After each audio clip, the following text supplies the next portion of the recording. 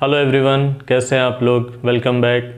आज का जो हमारा टॉपिक है, आज से हम अपना इंग्लिश ग्रामर में टेंस की सीरीज़ जो है वो शुरू कर रहे हैं, जिसमें कि हम बेसिकली तीनों टेंस लाइक प्रेजेंट, पास्ट और फ्यूचर, उनसे रिलेटेड जो हमारी 4 बेसिक ग्रामर्स होती हैं, जिसमें सिंपल या इंडेफिनिट जिसको हम बोलते हैं, उसके बाद प्रोग्रेसिव या कंटिन्यूअस, थर्ड वन हमारे पास आता है परफेक्ट और लास्ट वन आता है परफेक्ट प्रोग्रेसिव। सो इनसे रिलेटेड हम 1 बाय 1 जो है वो डिस्कस करेंगे उनके एग्जांपल्स के साथ, कैसे हम उनमें जो पॉजिटिव, नेगेटिव और क्वेश्चंस के जो सेंटेंस हमारे बनते हैं उनके रूल्स क्या होते हैं और उनमें कैसे कैसे करके हम जो है वो अफर्मेटिव, नेगेटिव और क्वेश्चंस को लिखते हैं। उनका जो बेसिक रूल होता है कंस्ट्रक्शन ऑफ सेंटेंस जिसको हम बोलते हैं, तो वो चीज़ जो है बेसिकली हम यहाँ पर डिस्कस करेंगे। ठीक है, सो लेट्स स्टार्ट। जैसा कि मैंने यहाँ पर लिखा हुआ है प्रेजेंट सिंपल, आज का जो हमारा टॉपिक है हमने बेसिकली प्रेजेंट टेंस से स्टार्ट किया हुआ है। प्रेजेंट में सबसे पहली ग्रामर जो हमारी आती है वो प्रेजेंट सिंपल या प्रेजेंट इनडेफिनिट जो है वो ग्रामर है। ठीक है, सो इसमें एक्चुअल में जैसे कि आप जो सबसे पहली चीज़ आती है कि हम इसको कहाँ पर यूज़ करते हैं इंग्लिश ग्रामर में, चूँकि हमारी जो मदर टंग है वो हम हिंदी बोलते हैं, राइट। सो हमें पता होना चाहिए, बेसिकली पॉइंट मैं उन स्टूडेंट्स के लिए बताना चाह रहा हूँ जो हिंदी मीडियम स्टूडेंट्स हैं और उनको ट्रांसलेट करके उस चीज़ को समझना पड़ता है, उनके लिए ये चीज़ है कि हमें पता होना चाहिए कि हम इस ग्रामर का या प्रेजेंट सिंपल या प्रेजेंट इंडेफिनिट को किस कंडीशन में यूज करते हैं, राइट। अगर आपको ये पता है कि ओके इस पॉइंट पे या ये कीवर्ड्स हैं जहां पर हम प्रेजेंट सिंपल या प्रेजेंट इंडेफिनिट को यूज कर सकते हैं, सो हमारे लिए समझना आसान हो जाएगा। और नेक्स्ट चीज, जब हम स्पीकिंग में जाते हैं, स्पीकिंग सेक्शन में, इंग्लिश स्पीकिंग में,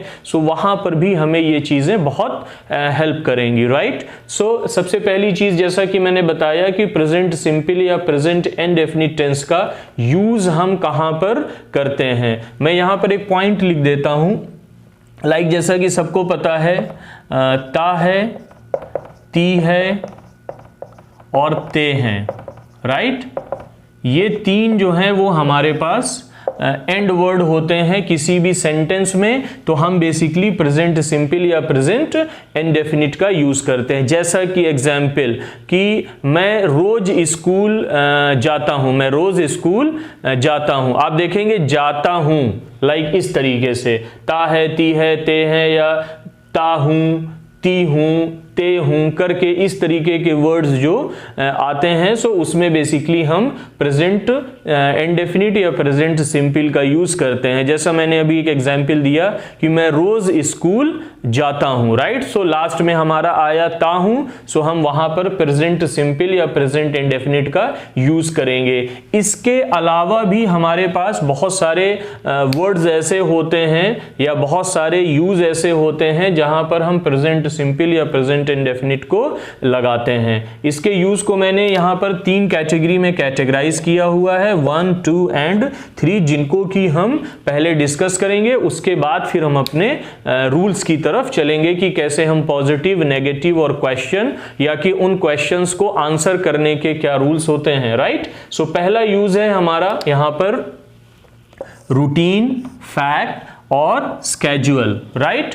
स्केड्यूल जो है वो फॉर फ्यूचर एक्शन के लिए भी हम यूज कर सकते हैं। हिंदी में मैंने लिखा हुआ है रूटीन। रूटीन का मतलब वो काम जो हम डेली करते हैं। फॉर एग्जांपल, जैसे मैंने अभी एक एग्जांपल दिया कि मैं रोज सुबह स्कूल जाता हूं, मैं रात को 9 बजे सो जाता हूं, मैं दोपहर के 2 बजे खाना खाता हूं, लंच करता हूं। तो जो हमारा रूटीन है, हमें अगर अपने रूटीन को एक्सप्लेन करना है, अगर हमें अपने रूटीन के बारे में बात करनी है, सो हम बेसिकली प्रेजेंट सिंपल या प्रेजेंट इंडेफिनिट का यूज करेंगे। दूसरा आता है हमारे पास पॉइंट फैक्ट के लिए। फैक्ट वो चीज होती है जिसको कि जैसा मैंने यहां पे लिखा हुआ है हिंदी में तथ्य करके, अब एग्जैक्टली मेरी हिंदी इतनी अच्छी नहीं है, फैक्ट जो है उसको ये मैंने ट्रांसलेट किया हुआ है। सो फैक्ट जो है, फैक्ट का मतलब ये होता है कि वो चीज जो कि कुदरतन आपके पास है। फॉर एग्जाम्पल मैं बोलूं कि the sun rises in the east, right, सूरज जो है वो पूरब से निकलता है, ये आपके हाथ में नहीं है, नेचुरल है वो चीज, और ये एक फैक्ट है, राइट। आप कभी ये नहीं कहेंगे कि सूरज जो है वो पश्चिम से निकलता है, राइट। सो जो फैक्ट है उस कंडीशन में भी हम प्रेजेंट सिंपल या प्रेजेंट इंडेफिनिट का यूज करते हैं। फॉर एग्जाम्पल जैसे हम बोलते हैं कि opposite poles attract each other, बोलते हैं ना, opposite attract each other. So उस केस में भी ये भी एक फैक्ट है, आपको पता है प्लस माइनस एक दूसरे को अट्रैक्ट करते हैं। सो हम ये फैक्ट है, सो वहां पर भी हम सिंपल प्रेजेंट का या प्रेजेंट सिंपल या प्रेजेंट इंडेफिनिट का यूज करेंगे। ये एक ही है, इसके दो नाम है, डिफरेंट डिफरेंट मतलब ग्रामर में या कह लीजिए डिफरेंट कंट्रीज में भी बेसिकली इसको हम अलग अलग उससे यूज करते हैं। बहुत जगहों पे प्रेजेंट सिंपल बोला जाता है, बहुत जगहों पे प्रेजेंट इंडेफिनिट बोला जाता है। जैसा कि कंफ्यूजन होता है प्रोग्रेसिव और कंटिन्यूअस में, मतलब सेम है दोनों का। ऑनगोइंग प्रोसेस जो होती है या ऑनगोइंग एक्शन जो होते हैं उनके लिए हम प्रोग्रेसिव या के कंटिन्यूअस का यूज करते हैं, इसलिए यहां पर आप कंफ्यूज मत होइएगा। थर्ड पॉइंट आता है हमारा स्केड्यूल के बारे में। स्केड्यूल अनुसूची, like leave the Hindi, like अनुसूची इज डजंट मैटर। बेसिकली जो हमारा मेन पॉइंट है वो है स्केड्यूल के बारे में। स्केड्यूल क्या होता है कि जब हम प्लान करते हैं, स्केड्यूल का मतलब क्या होता है, बेसिकली हमारा फ्यूचर प्लान होता है। फ्यूचर प्लान्स की जब हम बात करते हैं तो भी हम प्रेजेंट इंडेफिनिट या प्रेजेंट सिंपल की बात करते हैं, राइट। इसी ग्रामर को हम यूज करके यहां पर बनाते हैं। सो ये तो हमारे 3 पॉइंट हो गए जो कि पॉइंट नंबर 1 में इंक्लूड था। नेक्स्ट पॉइंट हमारा आता है एडवर्ब ऑफ फ्रीक्वेंसी का। ओके, एडवर्ब ऑफ फ्रीक्वेंसी क्या होता है? एडवर्ब ऑफ फ्रीक्वेंसी का मतलब ये होता है कि ऐसे वर्ड्स, यहां पर मैंने सारे एडवर्ब ऑफ फ्रीक्वेंसी यहां पर लिखे हुए हैं मोस्टली, ऐसे वर्ड्स जो कि आपको ये इंफॉर्मेशन देते हैं कि कोई काम आप कितनी बार करते हैं। आपने एक टाइम सेट कर लिया, फॉर एग्जाम्पल एक काम, फॉर एग्जाम्पल अगर हम ये बोलें कि मैं रोज सुबह स्कूल जाता हूं, राइट, मैं रोज सुबह स्कूल जाता हूं, ये मेरा एवरीडे है, ये ऑलवेज में आता है, हर दिन, राइट। आप ये बोलें कि मैं हफ्ते में 2 बार जाता हूं रेस्टोरेंट खाना खाने, तो इस तरीके से जो है आप ऐसे वर्ड्स जो कि आपको ये इंफॉर्मेशन दें कि कोई काम आप कितनी बार करते हो एक गिवन टाइम पीरियड में, तो उस पर्टिकुलर कॉन्सेप्ट को हम बोलते हैं एडवर्ब ऑफ फ्रीक्वेंसी। जैसा कि यहां पर लिखा हुआ है, everyday always, everyday, always, usually, generally, often, sometimes, occasionally, seldom, rarely और नेवर। सो यहां पर मैंने परसेंटेज वाइज इसको जो है वो डिवाइड कर दिया है ताकि आपको कंफ्यूजन ना हो। एवरीडे और ऑलवेज ये 100% है, लाइक हर दिन। अगर आपको एक महीने का टाइम पीरियड में आपको ये चीज देखनी है कोई काम, तो 30 डेज में 30 डेज आपने वो काम किया। Usually like 90%, generally 80%, often 70%, sometimes 50%, occasionally 30%, सेल्डमली that is 15%, rarely 5% और नेवर मीन्स 0%। फॉर एग्जाम्पल अगर मैं ये बोलूं कि I never drink alcohol, I never drink alcohol, so यहां पर जो नेवर होता है ये एडवर्ब ऑफ फ्रीक्वेंसी को शो करता है और इसका मतलब होता है 0%। लाइक मैं कभी भी शराब नहीं पीता, लाइक कर इस तरीके से। सो ये दूसरा कॉन्सेप्ट होता है हमारा एडवर्ब ऑफ फ्रीक्वेंसी का। और ये सारे वर्ड्स जो हैं वो दिखाते हैं कि कोई काम, कोई एक्शन हम कितने टाइम पीरियड में करते हैं या कितना टाइम इंटरवल के बाद वो दोबारा रिपीट होता है वहां पर, राइट।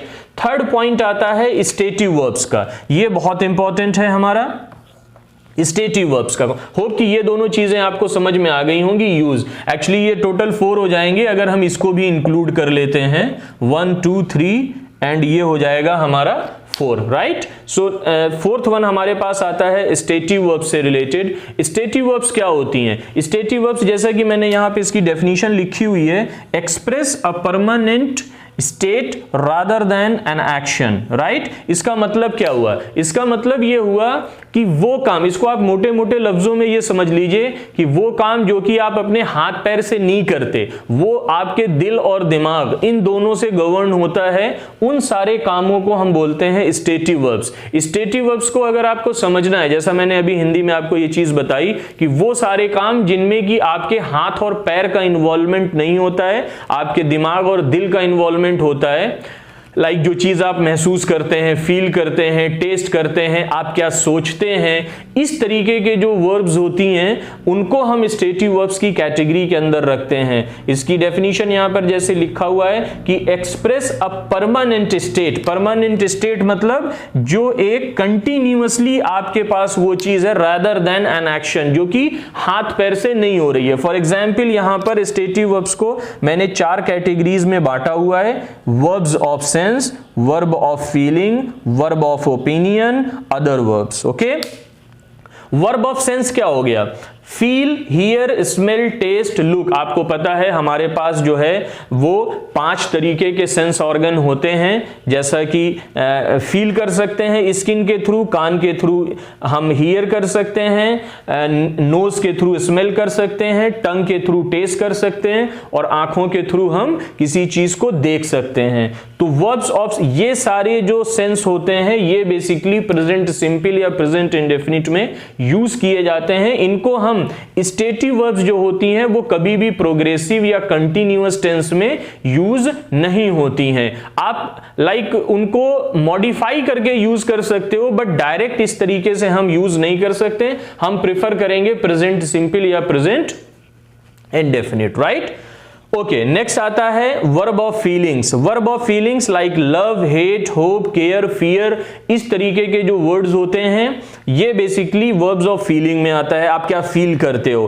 थर्ड पॉइंट आता है वर्ब ऑफ ओपिनियन, मतलब हमारा ख्याल क्या चीज है, हम हमारे दिमाग से हम किसी एक चीज को किस तरीके से, किस नजरिए से देखते हैं, वो मतलब है like think, believe, agree, doubt. इस तरीके के जो वर्ड्स होते हैं इनको हम वर्ब ऑफ ओपिनियन में रखते हैं। अदर वर्ब्स में like want, know, mean, need, depend, इस तरीके के जो वर्ड्स होते हैं ये अदर वर्ब्स में आता है। सो होप आपको स्टेटिव वर्ब समझ में आ गई होगी, और चारों के मैंने यहां पर कुछ एग्जांपल्स लिख दिए हैं, बाकी की डिटेल आप देख सकते हैं, मैं और मतलब स्क्रीन में ऐड कर दूंगा, सो आपको उससे ज्यादा इंफॉर्मेशन मिल जाएगी, राइट। सो ये था हमारा बेसिक कॉन्सेप्ट प्रेजेंट सिंपल या प्रेजेंट इंडेफिनिट के लिए। यहां पर हमारा पहला पॉइंट खत्म होता है कि हम किस कंडीशन में इस टेंस को यूज करते हैं। मैंने 4 यहां पर दिए।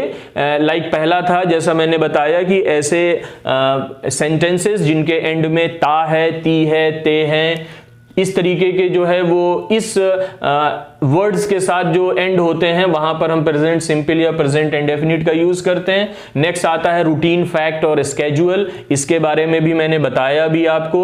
एडवर्ब ऑफ फ्रीक्वेंसी, मतलब जो वर्ड्स आपको ये बताएं कि कौन सा काम आप कितने टाइम इंटरवल पे दोबारा जो है वो रिपीट करते हैं, उसको हम एडवर्ब ऑफ फ्रीक्वेंसी बोलते हैं। स्टेटिव वर्ब्स में जो हमारे पास परमानेंट स्टेट्स होती हैं लाइक सेंस, फीलिंग, ओपिनियन और वांट, नो, मीन, नीड या डिपेंड करके, सो इस तरीके के जो वर्ड्स होते हैं वहां पे भी हम प्रेजेंट सिंपल या प्रेजेंट इंडेफिनिट का यूज करते हैं, राइट। अब हमारा यूज खत्म हो गया है, अब आप देख सकते हैं क्लियरली इस चीज को। अब हमारे पास जो है वो नेक्स्ट कॉन्सेप्ट जो आता है कि कैसे हम प्रेजेंट इंडेफिनिट में अपने सेंटेंसेस को बनाते हैं, लाइक अफर्मेटिव, नेगेटिव और क्वेश्चन, लाइक पॉजिटिव, नेगेटिव और क्वेश्चन। अफर्मेटिव को ही जो है वो पॉजिटिव भी बोलते हैं, सो वहां पर, और क्वेश्चन को कैसे हम आंसर करेंगे, इनके रूल्स और इनके एग्जाम्पल्स को अब हम चेक करते हैं। अब हम यहां पर स्टार्ट करेंगे अपने कंस्ट्रक्शन ऑफ सेंटेंस के बारे में। जैसा कि मैंने पहले बताया कि सेंटेंस हमारे पास 3 तरीके के हैं बेसिक ग्रामर में, पॉजिटिव या अफर्मेटिव, उसके बाद नेगेटिव और फिर क्वेश्चन, राइट।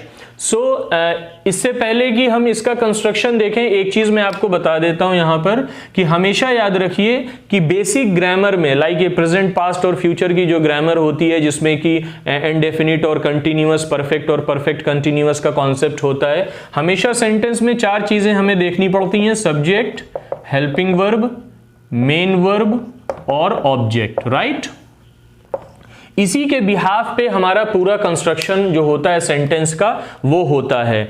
सिर्फ दो जगह ऐसा होता है अफर्मेटिव सेंटेंसेस में, याद रखिएगा कि दो जगह पर जब हम अफर्मेटिव सेंटेंस बनाते हैं वहां पर ये हेल्पिंग वर्ब नहीं होती है। एक होता है हमारा प्रेजेंट सिंपल में और दूसरा होता है पास्ट सिंपल में, लाइक प्रेजेंट इंडेफिनिट और पास्ट इंडेफिनिट। ये दो ग्रामर हमारे पास ऐसी होती हैं जबकि हम पॉजिटिव सेंटेंस की बात करते हैं इन दोनों ग्रामर के लिए, सो वहां पर हेल्पिंग वर्ब हमारे पास नहीं होता है। सब्जेक्ट के बाद मेन वर्ब और ऑब्जेक्ट या अदर वर्ड से हमारा ये सेंटेंस बनता है। ओके, सो अब हम इसी कंस्ट्रक्शन को आगे लेकर के चलते हैं और इस रूल को समझने की कोशिश करते हैं। देखिए, सबसे पहले हमारे पास क्या है, सब्जेक्ट है। सब्जेक्ट क्या होता है, मोस्टली ये सबको पता होगा कि सब्जेक्ट का मतलब सब्जेक्ट में बेसिकली नाउन आता है, प्रोनाउन आता है, राइट। उसके बाद जो है वो हमारे पास जीरंड आता है या इन्फिनिटिव्स आते हैं। ये सारे कॉन्सेप्ट एक एक करके हम पढ़ेंगे। नाउन और प्रोनाउन आपको पता है, मैंने इस पे वीडियोस ऑलरेडी बना रखे हैं, सो नाउन और प्रोनाउन को आप वहां से चेक कर सकते हैं। जीरंड क्या होता है, जीरंड का मतलब होता है जबकि वर्ब आईएनजी फॉर्म होती है और उस वर्ब आईएनजी को हम एज अ सब्जेक्ट यूज करते हैं। फॉर एग्जाम्पल, एक एग्जाम्पल मैं बताता हूं आपको। आप अगर ऐसा बोलें कि swimming is good for health, swimming is good for health, यहां पर स्विमिंग को हमने एज अ सब्जेक्ट यूज किया है, like swimming is good for health. Sorry, यहां पर ये मेन वर्ब नहीं है, लाइक ये विदाउट वर्ब वाला सेंटेंस है, वर्ब बी का, कि swimming is good for health. So उस स्विमिंग को हम वर्ब आईएनजी फॉर्म जो है उसको हम जीरेंड बोलते हैं। और इन्फिनिटिव का मतलब होता है टू प्लस वर्ब। इन्फिनिटिव दो तरीके के होते हैं, बेयर इन्फिनिटिव और फुल इन्फिनिटिव। इसके बारे में हम बाद में डिटेल में बात करेंगे, इस पे मैं अलग से सेपरेट वीडियोस बनाऊंगा जिसमें कि जीरंड और इन्फिनिटिव के बारे में बात करेंगे, राइट। सो सब्जेक्ट की पोजीशन पे हम चार चीजें लिख सकते हैं, नाउन, प्रोनाउन, जीरंड और इन्फिनिटिव। इसके बाद जैसा कि मैंने अभी बताया कि प्रेजेंट सिंपल में हेल्पिंग वर्ब नहीं आता है, सो इसको मैं यहां पर इरेज कर देता हूं, सो आपको थोड़ा सा इजी हो जाएगा, राइट। सब्जेक्ट के बाद हमारे पास आता है मेन वर्ब। मेन वर्ब हमारे पास दो फॉर्म में आती हैं, या तो वर्ब की फर्स्ट फॉर्म आएगी या तो वर्ब विद एस और ई एस, राइट। उसके बाद हमारे पास आता है ऑब्जेक्ट।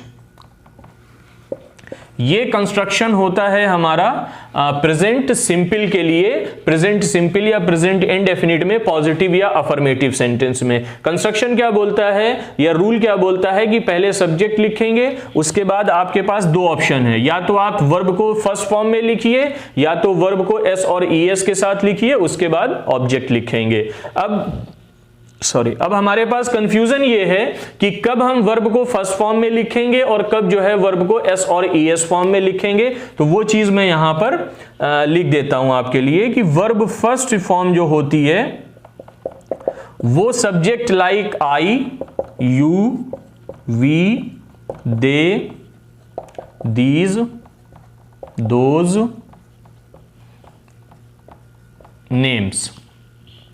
जब हमारे पास ये सब्जेक्ट होते हैं तो अगर हम इनमें से कोई चीज यहां पर लिखते हैं तो हम हमेशा फर्स्ट ऑप्शन की तरफ जाएंगे, that is verb first form. लेकिन वर्ब एस और ई एस जो होती है, वर्ब विद एस और ई एस, ये हम लिखते हैं जब हमारे पास सब्जेक्ट की जगह पे होता है ही, शी, दिस, दैट, इट या कि वन नेम।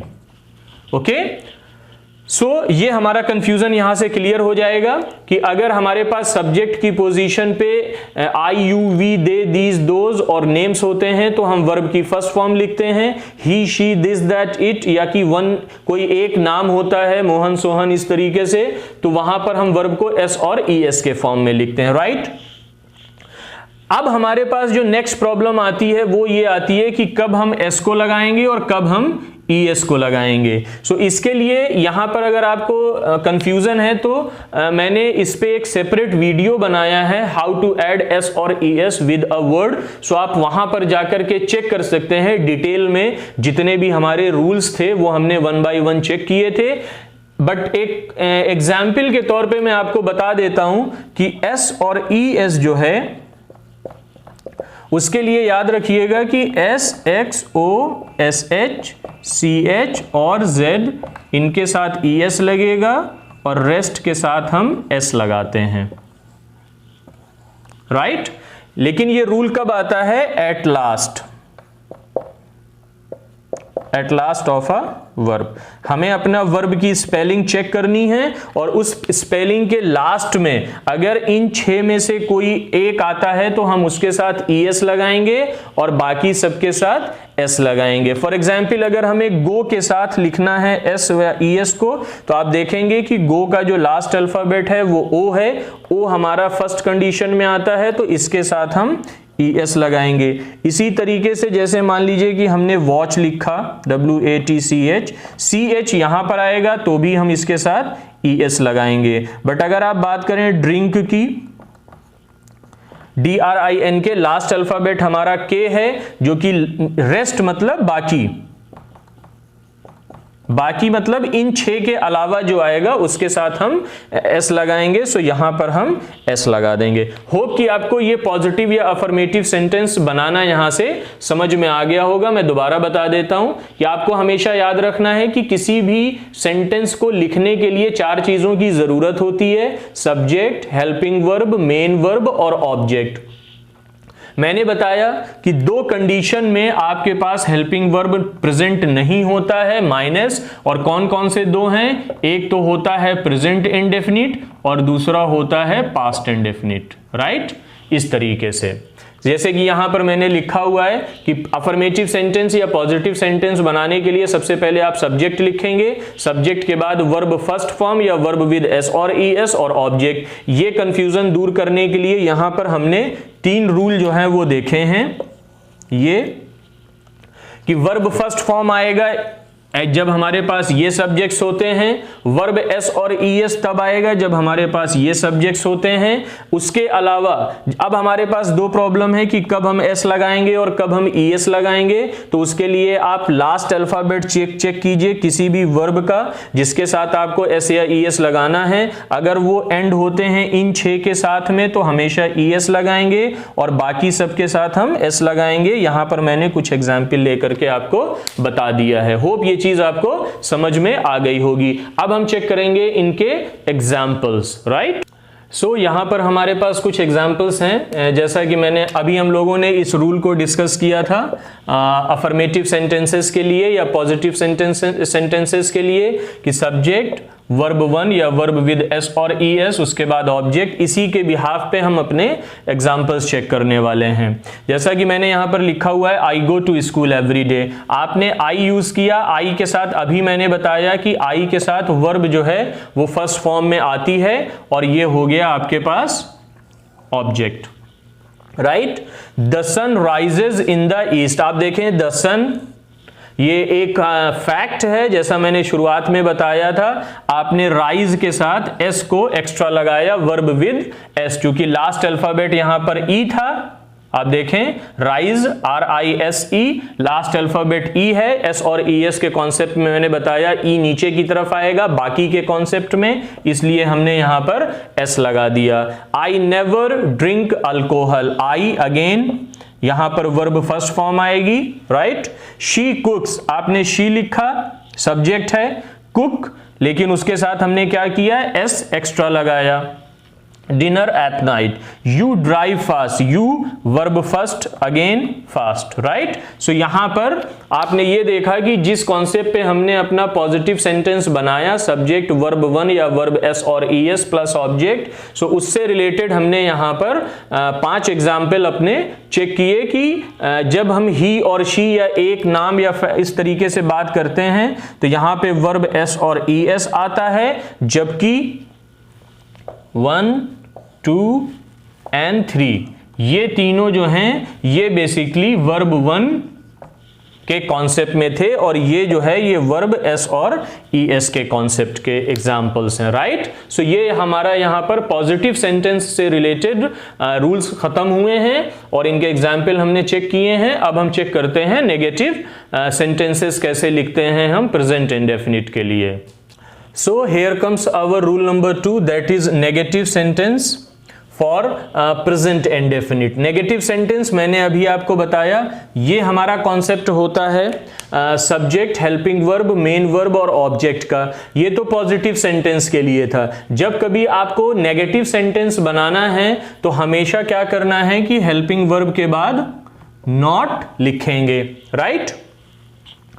अब इस कॉन्सेप्ट को हम यहां पर लेकर चलते हैं तो सबसे पहला हमारे पास आता है सब्जेक्ट, उसके बाद आता है हेल्पिंग वर्ब। हमारे पास अफर्मेटिव सेंटेंस अभी हमने देखा कि वहां पर हेल्पिंग वर्ब नहीं था। जैसा कि मैंने बताया कि दो ग्रामर ऐसी होती हैं, प्रेजेंट इंडेफिनिट और पास्ट इंडेफिनिट, जिसमें कि अफर्मेटिव सेंटेंसेस के लिए हमारे पास हेल्पिंग वर्ब नहीं होती है।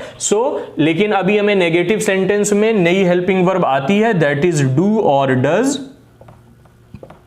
नेगेटिव बना रहे हैं तो डू और डज माना हेल्पिंग वर्ब के बाद आपको नॉट लिखना है। उसके बाद मेन वर्ब, मेन वर्ब जो है वो वर्ब की फर्स्ट फॉर्म आएगी और प्लस ऑब्जेक्ट। ये ग्रामर होती है प्रेजेंट इंडेफिनिट के नेगेटिव सेंटेंस के लिए। बहुत इजी है, इसमें कोई भी कंफ्यूजन वाली बात नहीं है, राइट। सब्जेक्ट ये याद रहेंगे आपको तो कोई भी प्रॉब्लम नहीं होगी। लाइक सब्जेक्ट हेल्पिंग वर्ब में हमारे पास डू डज है, नॉट वर्ब वन ऑब्जेक्ट। वहां पर जब हमने पॉजिटिव सेंटेंस देखा था तो वर्ब दो ऑप्शन में आता था, वर्ब फर्स्ट और वर्ब एस और ई एस, बट यहां पर हमारे पास सिर्फ और सिर्फ वर्ब फर्स्ट फॉर्म ही आएगी। अब हमारे पास दो ऑप्शन है सब्जेक्ट के बाद कि कब हम डू लगाएंगे और कब हम डज लगाएंगे, तो वो चीज मैं यहां पर लिखे देता हूं। डू जो है वो हमारा आता है I, you, we, they, these, those और नेम्स में। एक से ज्यादा नाम हम जब यूज करते हैं तब हम डू लगाते हैं। जबकि डज आता है ही, शी, दिस, दैट, इट और वन नेम में, राइट। सो ये कॉन्सेप्ट हो गया हमारा। जैसा कि उससे पहले आपने अगर आपको ये अलग अलग याद नहीं करना है तो आप याद रखिए कि जैसे हमने वर्ब फर्स्ट फॉर्म जैसे याद किया था और वर्ब एस और ई एस, सेम वही कॉन्सेप्ट है। जो सब्जेक्ट्स यहां पर लिखे हुए हैं उसमें कोई चेंज नहीं है। हमने जब हमने वर्ब फर्स्ट फॉर्म यूज किया था तो भी हमने ये सब्जेक्ट्स चेक किए थे। वर्ब एस और ई एस जब हमने देखा था तो हमने सेम सीक्वेंस में इन सब्जेक्ट्स को देखा था। वही चीज है कि यहां पर जब हम बात करते हैं डू या डज की तो भी सेम कॉन्सेप्ट आता है, राइट। अब हम बात करते हैं यहां पर एग्जाम्पल्स की।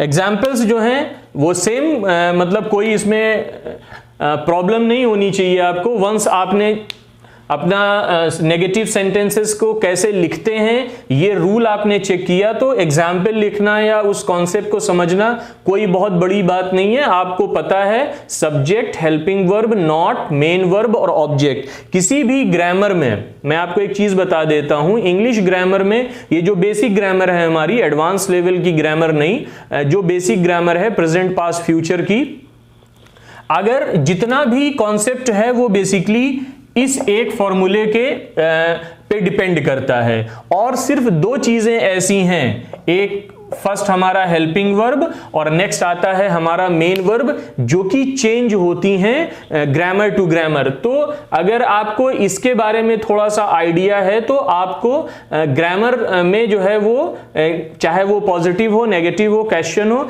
उस तरीके से आपको सेंटेंस लिखने में कोई प्रॉब्लम नहीं होगी। जैसा कि मैंने आपको बताया कि subject, helping verb, main verb और ऑब्जेक्ट, ये आपका पॉजिटिव सेंटेंस हो गया। हेल्पिंग वर्ब के बाद आपने नॉट लिख दिया तो वो नेगेटिव हो गया।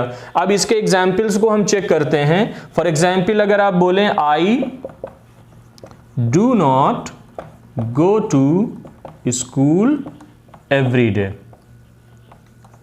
राइट, कोई प्रॉब्लम नहीं है इसमें। आपने आई लिखा, आई के साथ डू लिखा, राइट, डू के बाद हमने नॉट लिखा, वर्ब फर्स्ट फॉर्म आ गया और उसके बाद हमने यहां पर ऑब्जेक्ट लिख दिया। ओके, नेक्स्ट एग्जाम्पल हम लिखते हैं कि he does not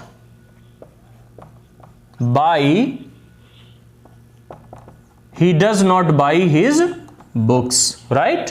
he does not, ये हमारा सब्जेक्ट हो गया ही के साथ आपने डज लगाया, डज के बाद नॉट लिखा, वर्ब की फर्स्ट फॉर्म लिखी और ऑब्जेक्ट लिख दिया। सो यहां से आपको एक चीज ये समझ में आ गई है कि अगर आपको ये कंस्ट्रक्शन याद है, आपको ये फॉर्मूला याद है, फॉर्मूले में भी मैंने अभी जैसा बताया आपको ना तो ये याद करना है, ना तो ये याद करना है, ना तो ये याद करना है। दो मेन चीजें हैं, एक है हमारा हेल्पिंग वर्ब और दूसरा है हमारा मेन वर्ब। अगर ये दोनों चीजें आपको पता हैं तो आप हेल्पिंग वर्ब के बाद अगर नॉट लिखते हैं तो वो नेगेटिव हो जाता है, और अगर इसको हटा देते हैं subject, helping verb, main verb और ऑब्जेक्ट, तो वो आपका पॉजिटिव सेंटेंस हो जाता है, राइट। सो अब हमारे पास हमने पॉजिटिव सेंटेंस देख लिया, नेगेटिव सेंटेंस देख लिया। अब हम चलते हैं अपने क्वेश्चन की तरफ कि क्वेश्चन कैसे हम प्रेजेंट इंडेफिनिट में लिखते हैं और उनको कैसे आंसर करते हैं, right. So here comes our last rule, that is for question in present indefinite या present simple tense के लिए। अभी मैंने आपको बताया कि जब कभी आप पॉजिटिव सेंटेंस लिखते हैं, जब हम पॉजिटिव सेंटेंस लिखते हैं तो हम कैसे उसको बनाते हैं, subject, helping verb, main verb और ऑब्जेक्ट। इसी तरीके से जब हम नेगेटिव सेंटेंस लिखते हैं तो हम क्या करते हैं, हम सब्जेक्ट, हेल्पिंग वर्ब और हेल्पिंग वर्ब के बाद हम नॉट लिखा, वर्ब वन और ऑब्जेक्ट, राइट। यस, इस कंडीशन में, बट हो सकता है कि किसी दूसरे ग्रामर में वर्ब की फॉर्म चेंज हो, जैसा कि मैंने आपको बताया कि दो ही चीजें हैं जो कि किसी भी सेंटेंस में चेंज होती हैं बेसिक ग्रामर के अंदर। पहला ये है और दूसरा ये है, लाइक पहला हमारा हेल्पिंग वर्ब है और दूसरा मेन वर्ब है। अब हमें करना क्या है कि जैसे आपको क्वेश्चन लिखना है तो आपको सिंपली कुछ नहीं करना, आप अपनी हेल्पिंग वर्ब को पकड़िए और इसको उठा करके सब्जेक्ट के पहले लिख दीजिए, उसके अलावा कोई चेंज नहीं होगा। लाइक हमने यहां से डू डज को उठाया और आपने सब्जेक्ट के पहले लिख दिया। अब इसको कैसे लिखेंगे, हमारे पास आ गया डू डज, उसके बाद आ गया सब्जेक्ट, उसके बाद आ गया नॉट, उसके बाद आ गया वर्ब, वर्ब फर्स्ट फॉर्म है और ऑब्जेक्ट, राइट। यहां पर एक चीज याद रखिएगा, इस तरीके से हम लिख सकते हैं और यहां पर हो गया क्वेश्चन मार्क। एक चीज याद रखिएगा कि ये जो नॉट हमने यहां लिखा है ये ऑप्शनल है हमारा। जब हम डबल इंट्रोगेटिव, अगर हम कोई सवाल ऐसा पूछना चाहते हैं जिसमें कि नॉट का दखल है, लाइक नॉट वहां पर यूज हो रहा है, सो उस कंडीशन में इस तरीके से हम बनाएंगे। एक चीज हमेशा याद रखिएगा कि जब कभी आपको किसी क्वेश्चन में नॉट का यूज करना है तो नॉट का जो प्लेस होता है वो हमेशा आफ्टर सब्जेक्ट होता है, राइट। इसका एग्जाम्पल अगर मैं पूछूं आपसे कि why do you not go to school, आप स्कूल क्यों नहीं जा रहे हो, तुम स्कूल क्यों नहीं जा रहे हो या जाते हो, वाई डू यू नॉट, आप देखेंगे यू नॉट, सो यहां पर नॉट को यूज कर रहे हैं। इसके पहले एक चीज और, क्वेश्चन वर्ड। क्वेश्चन वर्ड क्या होता है, WH वर्ड्स जितने हैं हमारे पास, like what, where, when, why, इस तरीके के जो वर्ड्स होते हैं उनको हम क्वेश्चन वर्ड बोलते हैं। Like what, where, when, why, who, how many, how much, इस तरीके के जो वर्ड्स हैं उनको हम क्या बोलते हैं, क्वेश्चन वर्ड बोलते हैं। सो ये हमारा क्वेश्चन का कंस्ट्रक्शन हो गया कि इस तरीके से हम सेंटेंस लिखते हैं। ये हमने एडिशनल यूज किया है, बाकी हमने सिर्फ और सिर्फ अपने नेगेटिव सेंटेंस को रीअरेंज किया है। आप देखें हमने क्या बोला कि डू और डज को आपने उठा करके सब्जेक्ट के पहले लिख दिया, तो सब्जेक्ट ये हमारा कहां था, ये इसको उठाया हमने और इस प्लेस में लिख दिया। तो हमारा कैसे बनेगा, डू और does, subject, not, verb one, object, right. मैंने बताया आपको कि नॉट ऑप्शनल है, अगर आपको यूज करना है तो ही आप यूज करेंगे, ये हमारा ऑप्शनल है, राइट। तभी हम यूज करेंगे किस कंडीशन में, जबकि आपको क्वेश्चन प्लस नॉट लिखना है, व्हाई डू यू नॉट, इस तरीके से। अदरवाइज इसको यहां से हटा देंगे। उस कंडीशन में हमारा कंस्ट्रक्शन क्या हो जाएगा, question word, do does, subject, verb one, object. हमारा नॉट हमने यूज नहीं किया।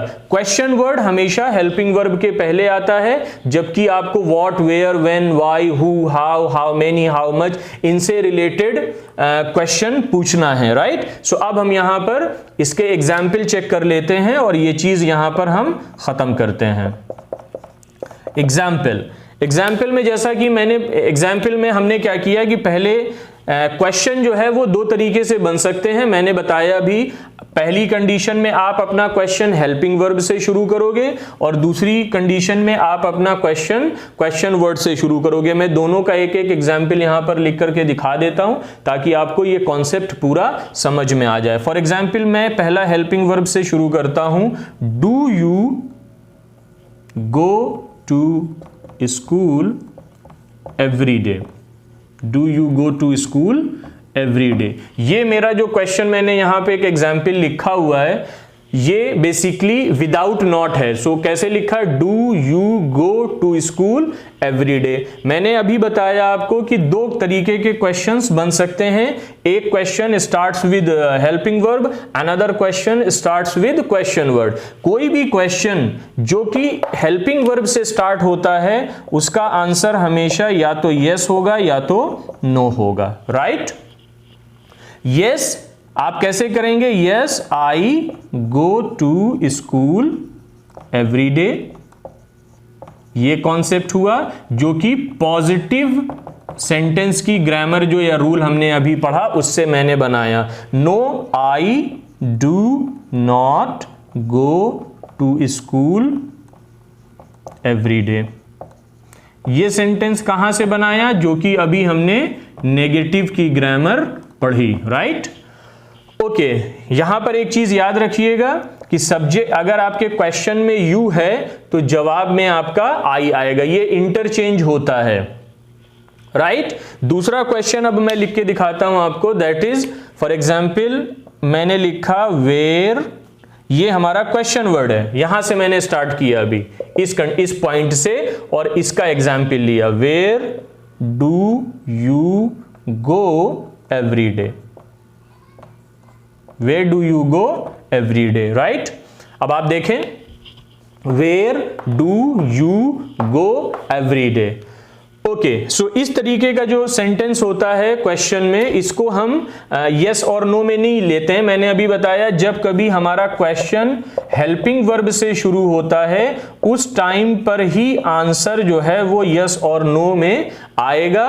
अदरवाइज आपको इंफॉर्मेशन देनी होगी क्वेश्चन वर्ड से रिलेटेड। ये लाइक वेयर का जो इंफॉर्मेशन मांग रहा है वो मांग रहा है प्लेस के बारे में, किसी जगह के बारे में। सो उस चीज को हम यहां पर चेक कर रहे हैं। अब आपको अगर इसका जवाब देना है, मैंने अभी बताया क्वेश्चन में अगर यू है तो आंसर आएगा आपका I, right. I go to school every day, like this.